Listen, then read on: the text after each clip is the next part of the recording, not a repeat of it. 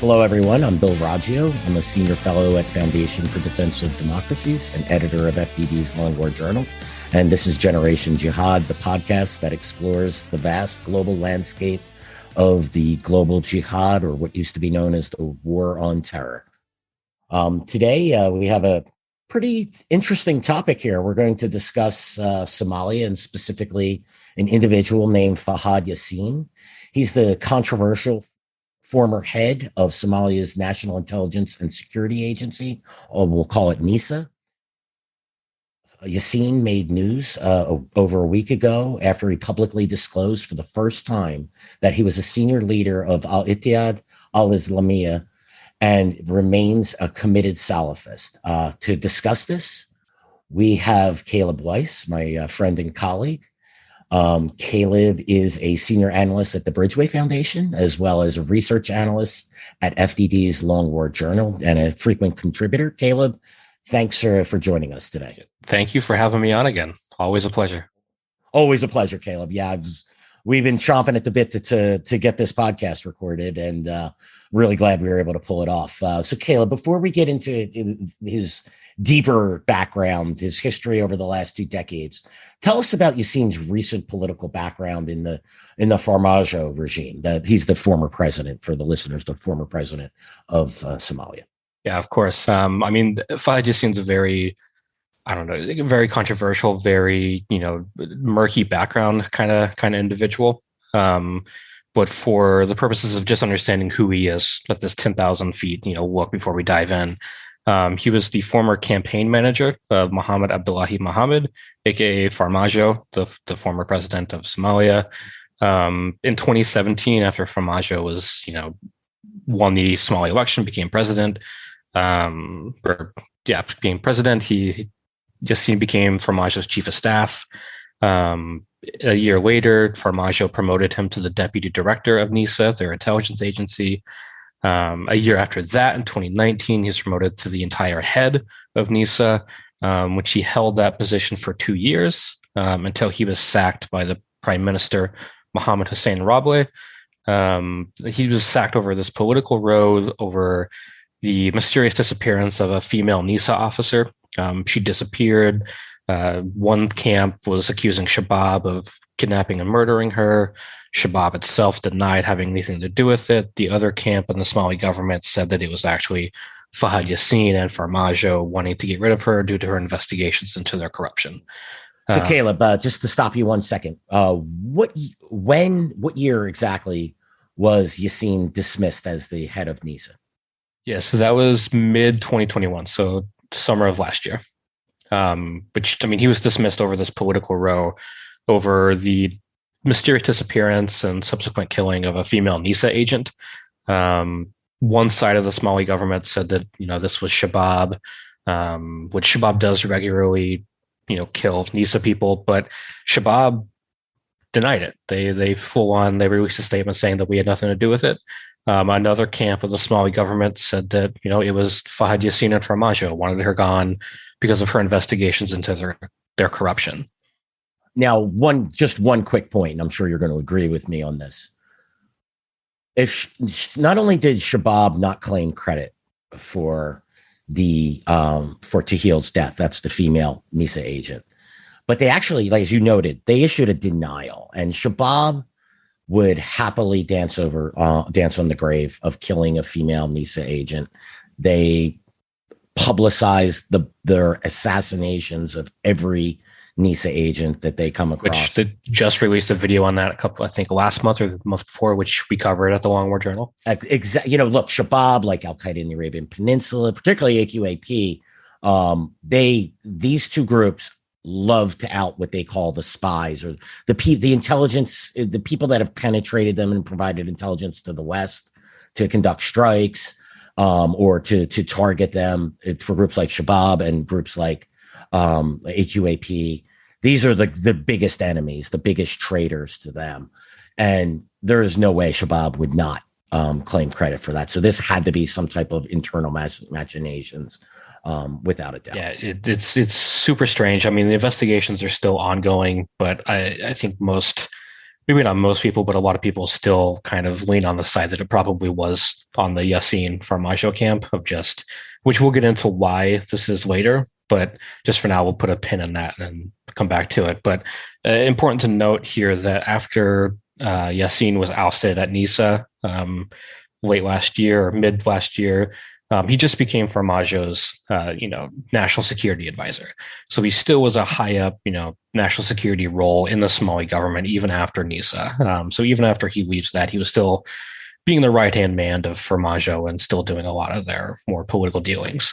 And then after Farmajo loses the election last month, May 2022, Fahad Yassin moves, and moves is in quote marks to Turkey. I think that should be read as he flees to Turkey. I think he understands that, a lot of people probably want to prosecute him, so he's now in Turkey.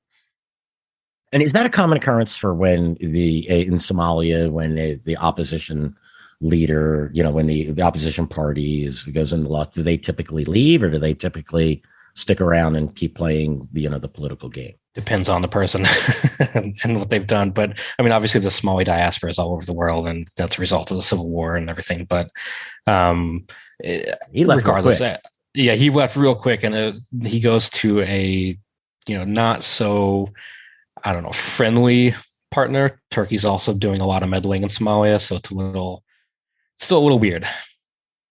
All right, let's move on and discuss his background, his early days. Who is he? Where did he come from? What is his education? Right. Which I mentioned this earlier. His background's still super murky. I mean, this is a guy that really shies away from the camera. He doesn't like to do interviews. He doesn't like to do anything like that. So, I mean, the last time that he spoke to anyone prior to, just a week ago was in 2012. So a lot of his background is still unknown, but it's reported that he attended the Al-Iman University in Yemen, and potentially other Islamic schools in Pakistan, but for sure Al-Iman in Yemen, which, Bill, you know a lot about the Al-Iman University in Yemen. It's got quite the reputation. Yeah. So for those of you who are not aware, that's the Al-Iman University. It's basically Yemen's version of it's known as the University of Jihad. It's led by Sheikh Abdullah Majid al-Zindani. He's listed as a specially designated global terrorist.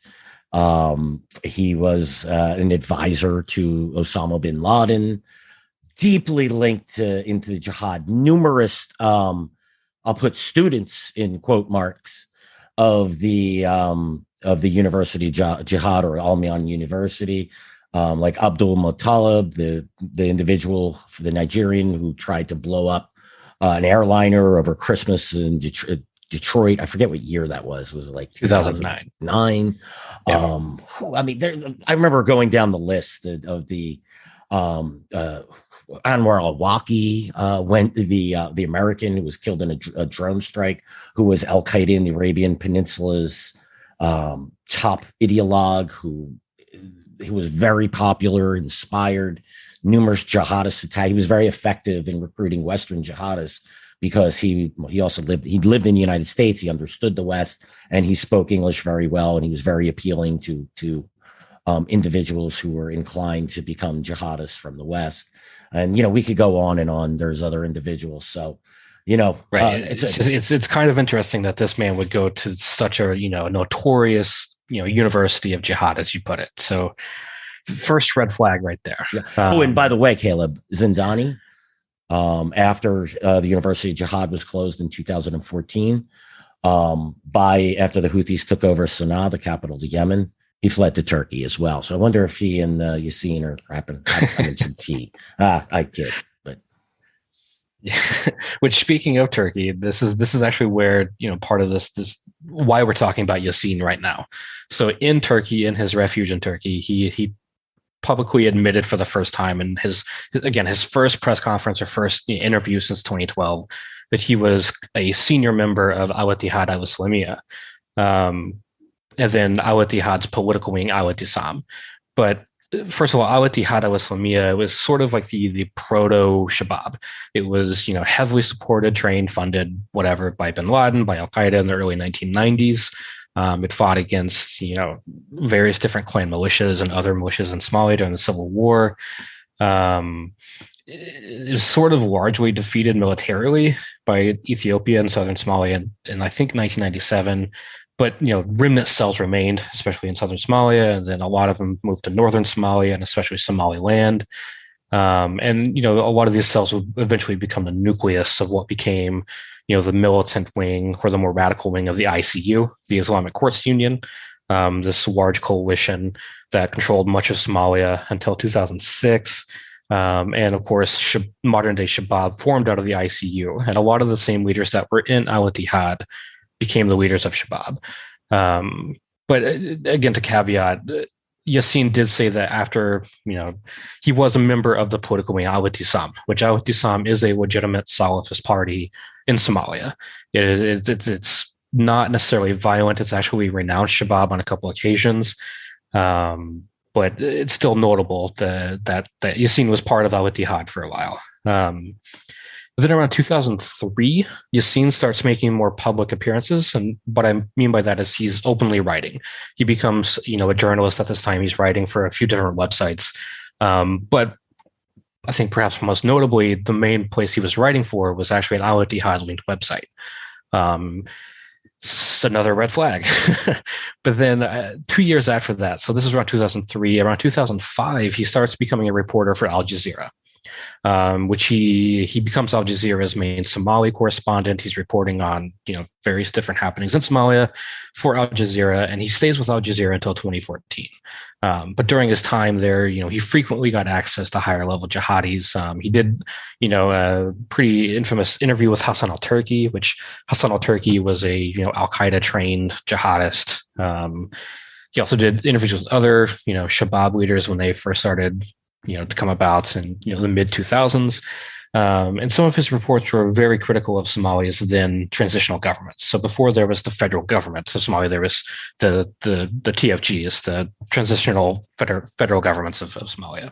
And yeah, I'm going to interrupt you really quick. Hassan al-Turki, he was as Al-Qaeda gets. The U.S. tried to target him numerous times in drone strikes. He wound up dying in natural causes, I think somewhere around 2014 or 15. This was a guy who just didn't give out interviews to anyone. He was,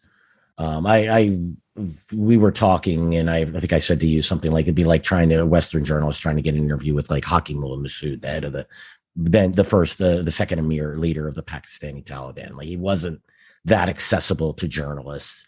They're very guarded individuals, people who value their security, who understand that they're on the hit list. And granting access to using it to journalists, jihadists are very, very skeptical. They believe everyone is out to get them. People, especially individuals who survive as long as people like Turkey. So, the fact that he's able to land an interview like that, I'm not saying that means that Yassin's a jihadist. It's just another red flag that goes up when you start. No, and it's certainly he made these connections when he was part of Al-Ittihad. Hassan al-Turki was a member of that. The other Shabab leaders he interviewed were also members of Al-Ittihad. It's very likely it's more of just he made those connections during his time in that group rather than anything more nefarious than that. Just a caveat. But they trusted him enough. Right, exactly. Right. And really, it was after this. So he leaves Al Jazeera in 2014. And this is when he starts entering Somali politics. I think he had like a low-level post during the first, administration of Hassan Sheikh, who's actually now the current president. But it really wasn't until 2016 that Fahad Yassin started, running low-level campaigns for Farmajo, trying to get people to vote for him in the 2017 election. After Farmajo wins, Yassin gets promoted to chief of staff at Villa Somalia, which is where the president's office essentially in Mogadishu. So really, he went from a reporter to a high-level Somali politician, which a lot of critics in Somalia, or Somali critics of Yassin, have questioned that. It's a little weird that this guy had no political experience, becomes such a high level member of the Somali cabinet, but not just that, Caleb becomes the head of intelligence. Right, which we'll get to, because that's even more of a strange occurrence, because this guy had no intelligence background at all, and then 1 year later, it becomes the deputy director of NISA. Then a year after that, it becomes the full-on director. But before we get into that, I think it's important to make one major caveat to all of this is that Somali leaders with a history of jihadism or militancy is not uncommon. In fact, this is probably more the norm than it is abnormal. And that's just mainly due, the Somali civil war has been going on for so long. A lot of these people with real power, the real power brokers, are going to have some sort of history of militancy. You saw that was with Hassan Sheikh, the current president. He was close to Al-Isla, Somalia's Muslim Brotherhood branch. He was close to ICU. Another former president, Sharif Sheikh Ahmed, he was also a former leader of the ICU. The president of Jubaland in southern Somalia, Ahmed Madobe, was also ICU's governor for Jubaland. So it's not uncommon for high-level Somali leaders to have this sort of history. The real story here is that those three aforementioned leaders were very open about that. They're very clear that we had this history, and they're also very vehemently anti-Shabab. But yes, they were repentant, right. And that's the main thing here is they were very open about, yes, I was involved in this. With Yassin, this is a guy who played that, it was an open secret, right? That Yassin was part of the Al-Jihad. He had this jihadist background, but he never publicly admitted it. He never came out yes, I had this, but I'm doing this, if that makes sense. He always played coy with the idea that he was involved in this. Until now, when he's safe in Turkey, I guess he feels free to admit it, and that's the key difference. Of yes, a lot of Somali leaders have this background, and that's fine if they're repentant and they want to work against Shabab, they want to be an actual force for good in Somalia. But with Yassin, it's a lot more murky, actually. Caleb, and before we move on, any thoughts as to why? At this point in time, after all of this, he comes out to tell us about his background. I mean, I just can't understand his motivations for doing this. Honestly, I don't know. I mean, it may just be maybe he doesn't plan to come back to Somalia for a while. Maybe he feels safer in Turkey. I really don't know the motivations here. It's very interesting though that he would go for so long with never publicly admitting it or never confirming it, than now confirming it in a random interview in Turkey. Yeah. It's the timing of that. He flees the country, as you note, and then he just spills the beans. I mean, it's almost like he has no plans of coming back or taking a position of power. No, maybe he realizes he's just that far gone that he's tarnished. His images within Somalia is just so tarnished that no, and just use this as a transition. I mean, in that same interview, he was also going on a rant about the disappearance of Ikram Tahwil, the aforementioned female NISA officer. He went on a whole rant about proclaiming his innocence, proclaiming that it was actually Shabab, but in addition to Shabab, it was people in NISA who were against him and stuff like that. So it was all wrapped up in a wider exoneration of himself, essentially. Okay, that's interesting. So tell us about the controversy related to him while he was the secretary, particularly while he was the secretary of NISA. Okay, so this is going to be a lot. So I apologize for the listeners now, but I'll try to keep it as condensed as possible because he was involved in so much over such a short little time, relatively. But I mean, during his time at NISA, and even a little bit before he was NISA, when he was the chief of staff, he's been accused of various different shady dealings and corruption. I mean, opponents of him and Formaggio have accused him of, plotting the kidnappings and attacks on rival politicians. There was an attack, I believe, in 2017 against a Somali politician who opposed Formaggio that, critics of Yassin have accused him of, weaponizing troops in the Somali military to go after that on behalf of Formaggio. Some of this is involved, with the further politicization of NISA. Many parts of NISA just kind of became like the personal bagmen or, even hit squads for Yassin or Formaggio. There's a quote here from Abdullahi Muhammad Ali, who is another former director of NISA. He wrote in 2020 in the National Interest. I just want to quote this real quick. Essentially, so Yassin dismantled key pillars of the agency, systematically and methodically replaced professional and experienced operatives with amateur sycophants, and effectively served as a clearinghouse for Qatari intelligence operations in the Horn of Africa. NISA operations no longer focus on the battle against Shabab and are instead geared to silence political opposition and critical voices in civil society.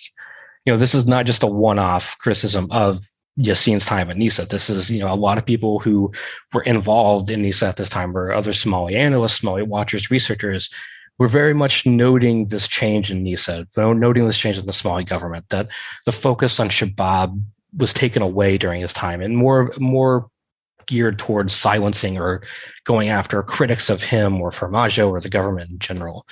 And not only that, but Yassin oversaw the creation and training of several different specialized units within NISA. I mean, this includes the Ruhan Force, or the Ghosts, Harmad, Cheetahs, or even the Gorgor Special Forces units and the Somali military. These were trained or funded by Qatar and Turkey. That are nominally part of the Somali military or NISA or the security apparatus, but really just operated as extensions of himself or Farmajo. And further Somali critics of Yassin and Farmajo have accused him of using these units for intra-Somali clan fighting. They were involved in personal squabbles in Jubaland against Ahmed Madobe. During the election cycle, this last election cycle, some of these units were sent to central Somalia to act as quote unquote, election integrity forces, but really critics have accused them of, doing voter intimidation tactics. Yeah, if I may, Caleb, real quick, this isn't just a one-off criticism from a political, from maybe one of his political rivals. This is a former head of NISA that's saying, he's dismantling the agency we built and building his own personal fiefdom. It's not just him; it's other members of NISA. We've seen other individuals come out and discuss this openly.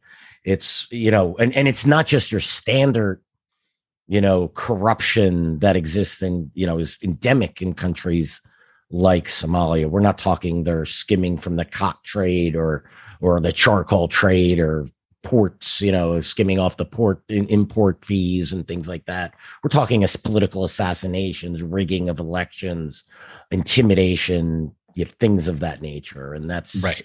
That's this is a standard well suited to do so. It's well beyond the standard level of corruption that you see in many countries, even the U.S. This is just insane. And going back to this quote from the former NISA director, he mentioned that Yassin is the main Qatari connection.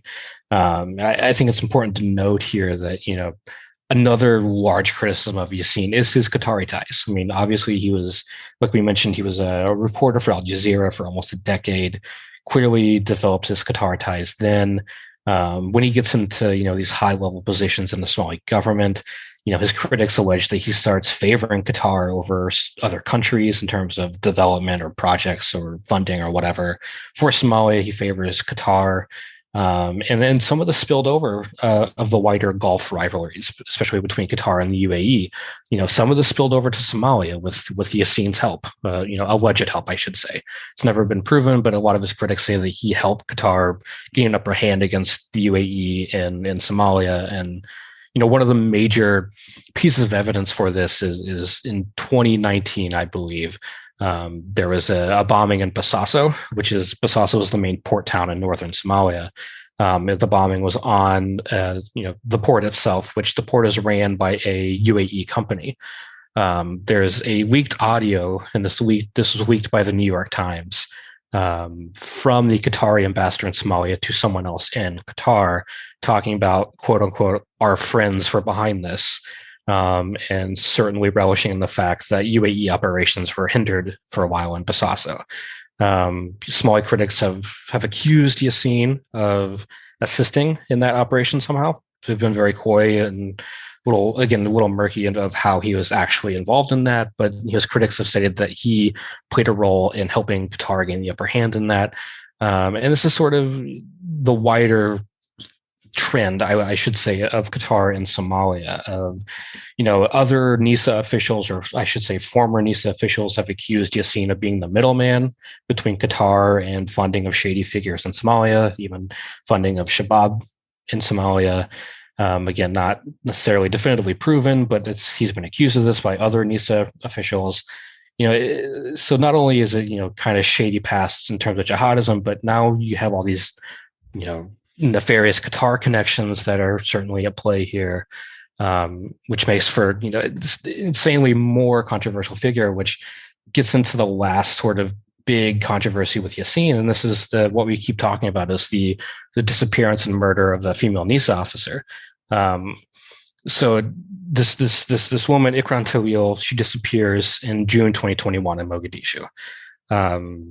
Like I said earlier, that some people have accused Shabab. Shabab has denied it. Some people have accused, Yassin, which the critics for Yassin like to say that she was investigating corruption by Farmajo and Yassin, particularly with his connections with Ethiopia. So during this time, there was the large war in Ethiopia with the Tigray region. There were reports that Somali troops were, secretly sent to Eritrea, where they were trained, and then sent into Tigray to fight against the Tigrayans on the side of Ethiopia and Eritrea. The evidence is more certainly looking like that is actually what happened. But during this time, in June 2021, it wasn't out in the open.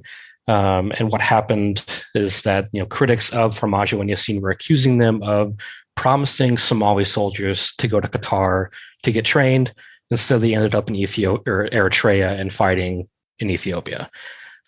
She was allegedly investigating this, and this is why Yassin's critics like to say that she was silenced, essentially, that she was finding out too much. Again, this has not been definitively proven, but this is what critics of Yassin say. And this is a large controversy that boiled over to the highest levels of the Somali government. After she was disappeared, there's a huge political row. The prime minister of Somalia sacked Yassin as the NISA official, which created a huge internal squabble in the Somali government.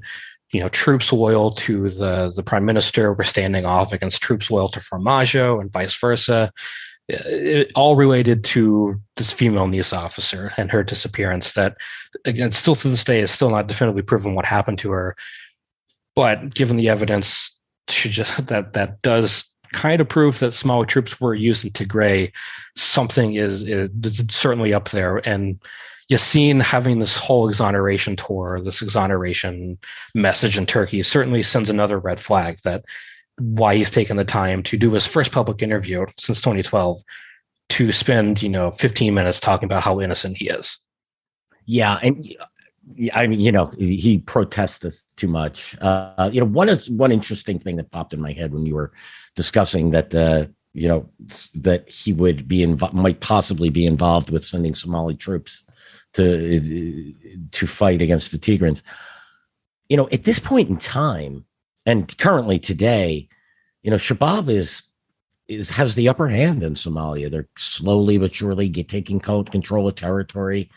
That Somali military is needed inside of Somalia. It's not, sending it over outside the country to fight someone else's war. That's just absolutely stunning to me that's that Somalia could have the luxury of sending thousands of troops when Shabab controls significant territory throughout the country. Right. And not only that, you're directing other troops to do more of your political bidding rather than actually taking the fight to Shabab, which, Yassin's critics have a point with that. Of the fight against Shabab became, a second tier focus for the Somali government during Yassin's time in NISA.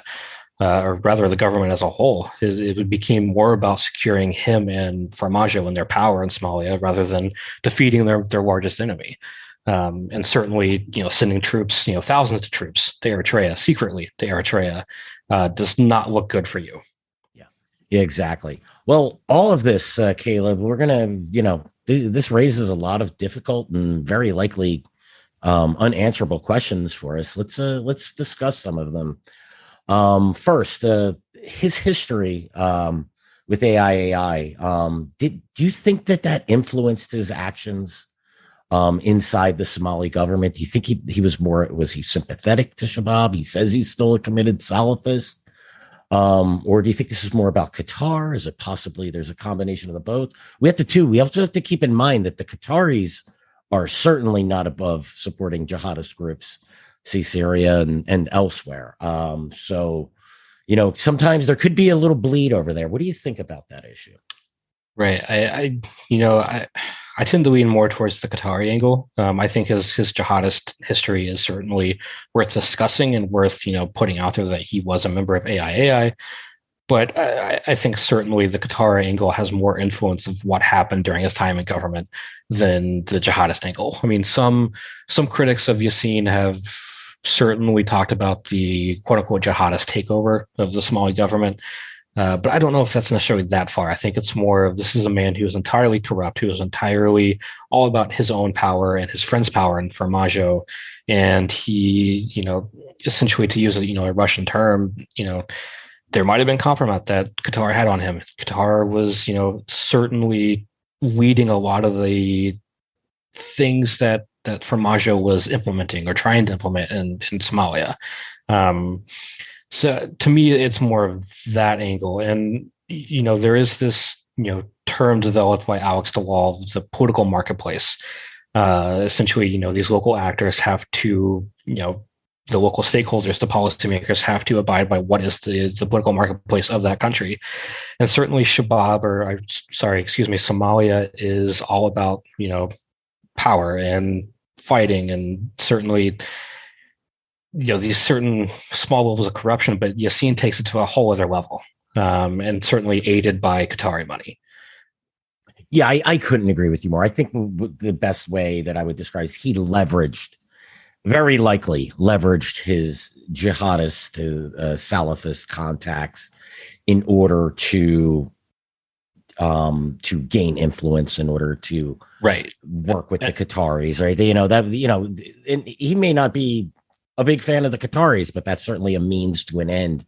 His political power, the power of Farmajo's, that to me seems to be it seems like he'd work with anyone in order to get what he wants, to secure the political power. That's where I lean on. I don't know if it's necessarily the Salafist or the jihadist background. It's more of like, this is a man who clearly wanted a place in that political marketplace, and he was willing to take whatever route it took to get there. And to me, that's what it looks like. It's certainly this big man politics is what he wanted to do. Yeah. So how does he go from a reporter to the head of the country's intelligence agency with no real experience at all? I mean, we touched on this earlier, but to me, and he didn't serve in the military that we could tell, right? Wasn't a police officer, where you can at least have some understanding of how security situations, how to administer a security bureaucracy, how you would actually deal with information and intelligence that comes in from the street. This one stuns me. What are your thoughts on that, Caleb?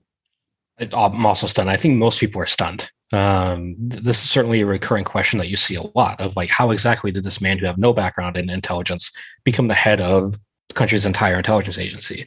Again, Yassin's critics like to point out the Qatari connections, that certainly Qatar might have leveraged funding or support for some sort of project with Farmajo to make him, essentially the intel guy to further Qatar's interest.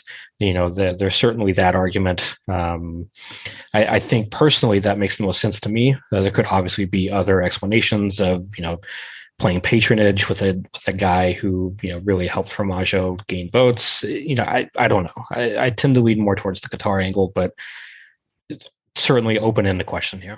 Yeah, no, listen, I don't think we can't answer these questions. No, we're sort of mulling this over and trying to put the pieces together. I mean, the more that we go through this, though, I think we see that Qatari connection really seems to. No, and I think this is like the larger point here is like, you have the golf competition in Somalia. You also have Turkey trying to get involved, and they're also trying to undermine UAE. They're trying to undermine Qatar. They're working together with Qatar in certain things. This has become, a globalized sort of competition for, Middle Eastern states, just like it would in the Middle East. I mean, it wouldn't shock me that Qatar and UAE, for that matter, have certain people in the Somali government on their payroll, or certainly supporting different people, just like they do, across the Middle East. Yeah, exactly. Do you think his Yassine's Qatari connections had any impact on how he treated Shabab? Did we see any evidence that NISA was more permissive towards Shabab or past intelligence, anything like that? I mean, this is the wider question, I think, of like, was NISA more infiltrated during his time there?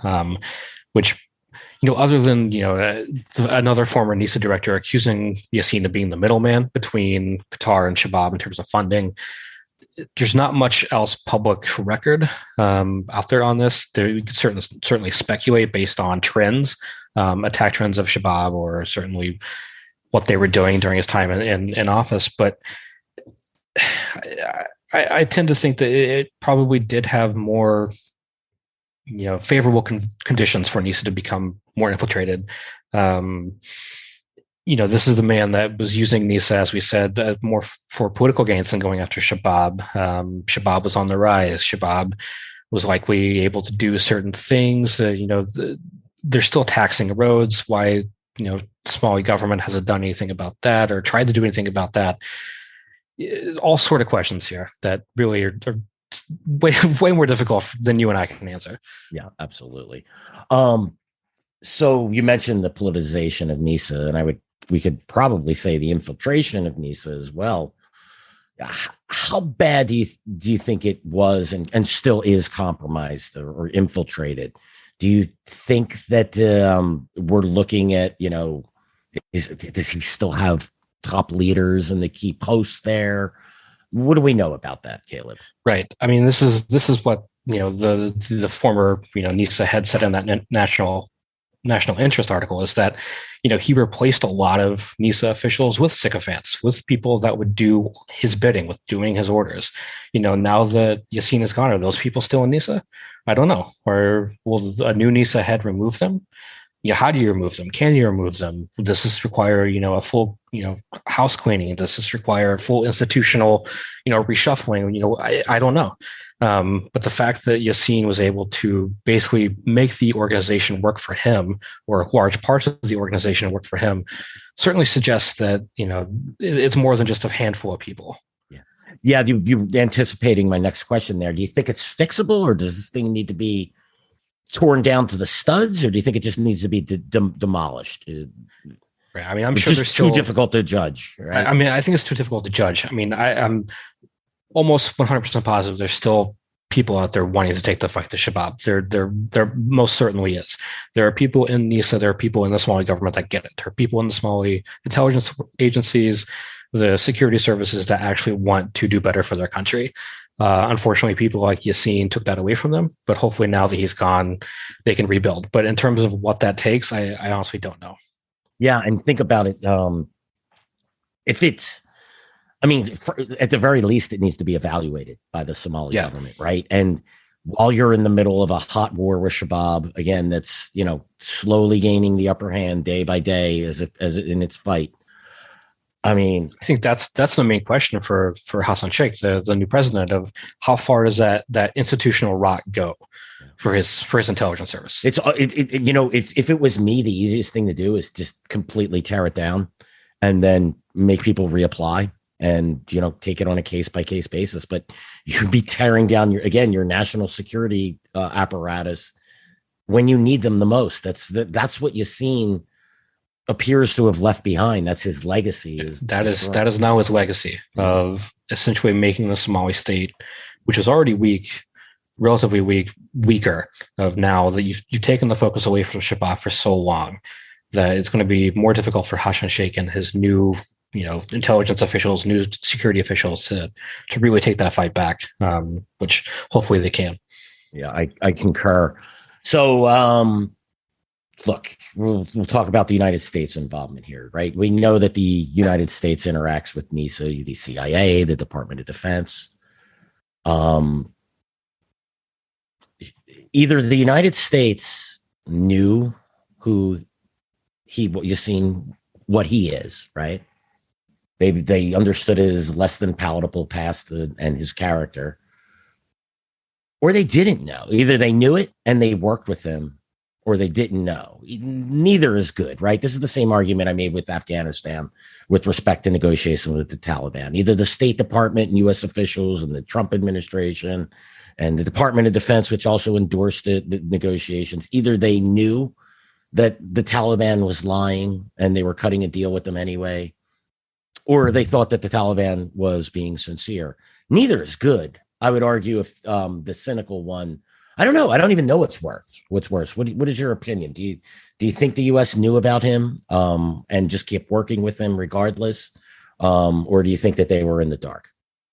There's no way that the U.S. intel community didn't know all of this. There's absolutely no way, especially since a lot of this was an open secret for so long among Somalia, watchers or researchers or Somali, officials and stuff. There's no way they didn't know. But in terms of, which one is worse, I don't know. Like they're both pretty bad options. I tend to either you're ignorant or you're I don't even have a word for, colluding with evil, right? Right. Which even if they knew, I don't know what they could have done about it. I'll never advocate that the U.S. should remove another foreign official. I don't think we should do that. But there are certain things that the U.S. could have or should have done in terms of refusing to work with this guy, putting pressure on Farmajo to make institutional changes or something.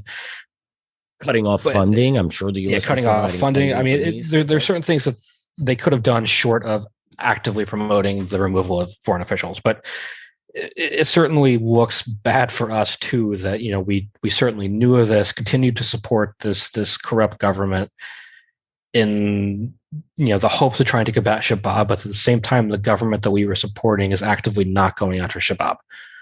So it's kind of a self-perpetuating cycle of defeatism almost. Yeah, and so the U.S. obviously, very likely, was working with NISA to gather intelligence to conduct strikes on Shabab, right? That's something we tracked for years at the Long War Journal.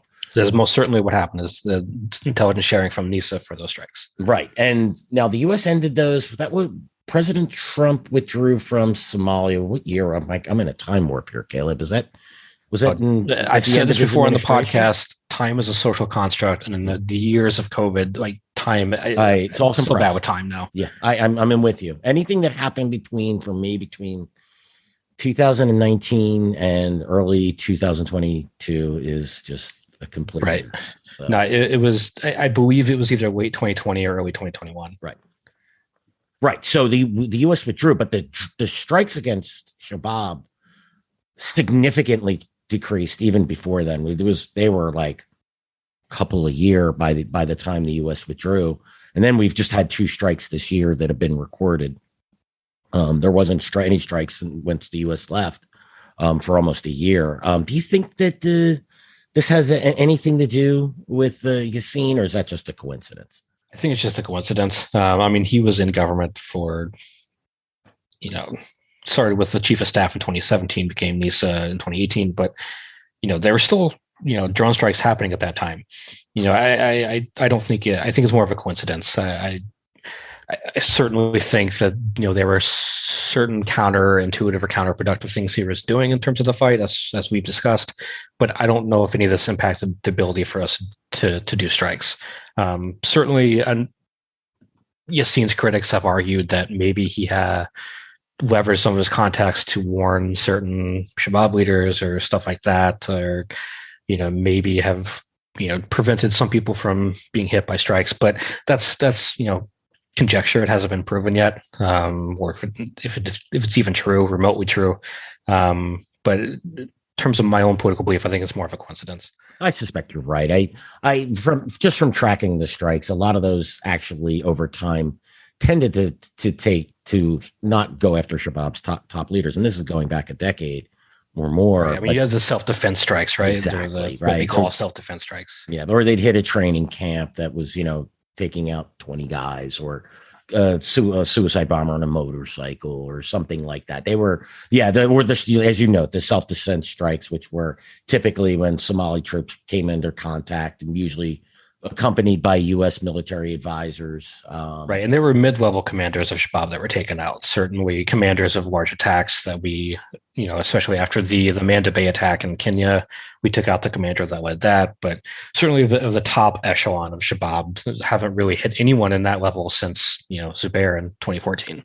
Yeah. And I think that speaks really well of Shabab's counterintelligence and its ability to, protect its leaders. I think they've done a really good job of that over the years. We've only killed one leader, one top leader of Shabab. I mean, the Islamic State's lost 3 and 2 or 3, right? Or they're on their 3rd now, and since 2014. So, Shabab's, not to compare, but no, that's my question for a lot of the Yassine's critics. They like to say that he passed intelligence on to Shabab, which is certainly possible. I'm not going to rule it out, but I think it's more of Shabab's institutional learning of how to organize their leadership, how to do all of that to protect themselves from the strikes, and also the U.S. waning the strikes. Those two things play more of a role in this than anything nefarious that Yassine might have done. Yeah, and the scrutiny over strikes in Yemen, in Afghanistan, and in Somalia, I think played a very, as the U.S. becomes more and more judicious in which strikes it should launch. I think the U.S. military and the CIA sort of lost the eye of the tiger and started to become far more concerned about the optics of the strikes, whether they were actually killing people of significance. Right. That it's impacts definitely more over of those time. two things. You start becoming casualty averse when you start becoming when the mission becomes, let's not make the news for doing something wrong. It really impacts how things go in the targeting. Yeah, I think it's definitely more external factors at play. I mean, Yassine's a bad guy, don't get me wrong. Like, he did a lot of bad things. I'm not a fan in any way. I think he did a lot of bad for Somalia. But, I don't think this metric is it. Yeah, no, and I didn't raise that question to try to impugn him, but to actually make the point that we had just made here, right? That's a very bad actor, but I think people have a tendency with individuals like Yassine is to blame every single thing on him. And right, I mean, he certainly had his hand in a lot, but he certainly didn't have his hand on everything. Right, exactly. Oh, one last question, Caleb, and thanks for your time here.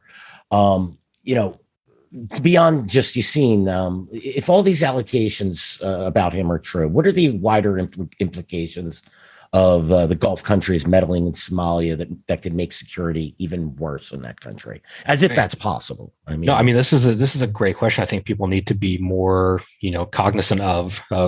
You have all these Gulf actors, more than just Gulf. You also have Turkey. You have, China's trying to get involved. I mean, there's all sorts of different actors trying to get involved here. But I think the attack in Bosaso in 2019 is the most emblematic of this. Of, if Gulf meddling is going to rise to the point of, Gulf states are, promoting or somehow tipping off militants or something for attacks against their, rival state, that's going to play out in Somalia. Somalis are going to be the victims of those attacks for Gulf rivalries. Certainly the Gulf states don't care about that, but, I do care about that. I think this is something that we probably will see more of as Qatar, UAE, and Turkey gets more involved in Somalia for all these investment projects. There's going to be competition that plays out. Unfortunately, then Somalis are going to die from it, just like what happened in Bosaso. I don't think anyone died in Bosaso. People were injured, but that's more of an emblematic of the current trend that we'll probably see rather than anything of you're going to have these states vie for power, vie for influence, vie for, certainly economic interests in Somalia. That was on a port. There's other ports being built. There's other things being built that, Qatar, UAE, and Turkey are trying to take influence over. And just like around the Middle East, it'll probably end up with violence. Yeah, we've already seen that. We've already seen that. So it's not a stretch to say it will. Countries like Somalia and Yemen, these, top tier failed states, they become the playground of everyone, and those who pay, or the average Somali, the average Yemeni, who just want to feed their kids and survive. This is the one thing. I know you've been to numerous conflict zones, as have I. This is the one thing, covering this stuff, the jihadists make this stuff bad, and then the intervention. Then once it becomes the playground of foreign powers, it escalates. And that's why dragging these wars out and not seeking real ends to these wars, but doing the bare minimum. Let's just put 700 troops in Somalia and we'll keep a lid on the problem. Well, keeping the lid on the problem sometimes could be worse than the alternative. Right. And it extends these conflicts and makes life a living hell for the average person living there. Playground of foreign powers is the best way to put it. I mean, certainly Turkey, Qatar, UAE, they do build objectively good things in Somalia. I mean, they've built hospitals, schools, roads, whatever. But unfortunately, Somalia is a violent place, and their competition will be violent as it goes further. Yeah, it's a sad story. It's one we're going to keep watching at the Long War Journal and at the Generation Jihad. I mean, just to end this on a good note, though, I mean, at least Yassin and Farmajo are gone. You know, an entirely corrupt government's gone. There's hope for rebuilding. There's hope for, institutional change. There's hope for Somalia. I just hope that momentum continues. The U.S. can hopefully support that momentum, and hopefully we see, a better Somalia rise up.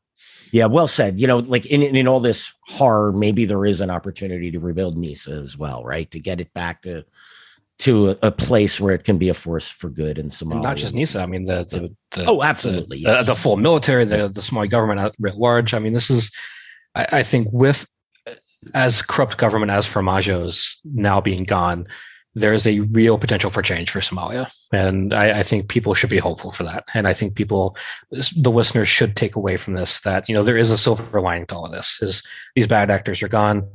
There's time for change. Yeah, the current Somali leaders just need to capitalize on this. They need to be Somalis and not be members of their clan and their political party and their interest groups. That's been a real problem in Somalia, and hopefully this new government can overcome those problems. Which we didn't even talk about the clan dynamic of this, which, I mean, I know we're trying to wrap this up. Yeah, but that was another criticism of Yassin. We could do this for hours, right?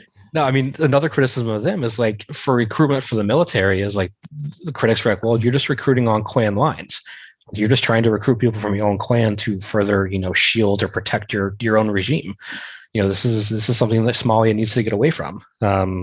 Which, this is nothing new to many people who know Somalia, but, the clanism is its own undoing.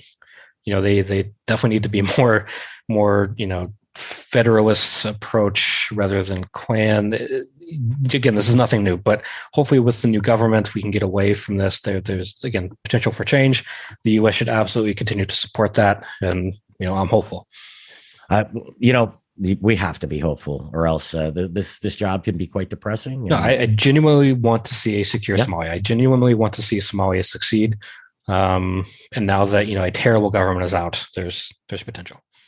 I joke about this, but nothing would make me happier for jihadism to be defeated and for me to have to seek another career. So I wish the best for Somalia. I hope for the defeat of the Taliban and a return to a reasonable government in Afghanistan. And I would like all of this to end. The reality is this, it's a long war. The enemy gets a vote, and they're fighting in ways that we're unwilling to fight, and fighting on timelines that we're unwilling to fight. And that, unfortunately, is a degree of job security for folks like you and me. But believe me, I'd love to stop looking at these evil people and do something a little bit more cheery with my life. No, I think that's some people who like to call us jihadologists don't understand. I genuinely care about these people. Yeah. The victims of this violence. I want to see it end. Nothing broke my heart more, Caleb, than going on patrol with the U.S. Marines in Iraq and seeing, talking to Iraqi people, that the citizens that who had their families killed in suicide bombings and who just wanted this to end, and that just it broke my heart. And like the biggest victims of these wars of jihadist violence are those living in those countries. We think it's us on 9/11, but individuals like you and I, we get it. We see who the real victims, who suffer not that, don't get me wrong, those Americans and Westerners killed, but we're only a fraction of those who comparatively. The locals suffer way worse than what we did on 9/11. And there's tons of 9/11s happening all the time to locals on the ground from these groups. hopefully one day it stops. But until then, we're here to talk about it. Yeah, absolutely. And, the only way, we provide a service, or I believe our service is to help educate people on what's happening, help them understand. We say this all the time, Caleb. If you want to have a chance to beat your enemy, you have to understand who they are. And I think this has been the biggest problem. That's a whole nother podcast that we've had before. But if we don't understand who our enemy is, not just jihadist enemies, but people within governments who sabotage as well, they can be enemies of peace as well. We have to understand them. And that's what we do here at Generation Jihad. We try and, peel back a layer or two of the onion and cry in the process. And we're not perfect about it, but, hopefully it generates discussion. It generates, certain, internal thinking among certain relevant policymakers, stakeholders, whatever. But at the end of the day, that's what we're here to do. Amen to that. Caleb, thank you so much for joining us today. Always a pleasure to have you on. I'll have you on every episode. We'll make it out, talk about it. No pressure, Caleb. I didn't know working down the spot. Caleb, you have a great one. Everyone, thanks.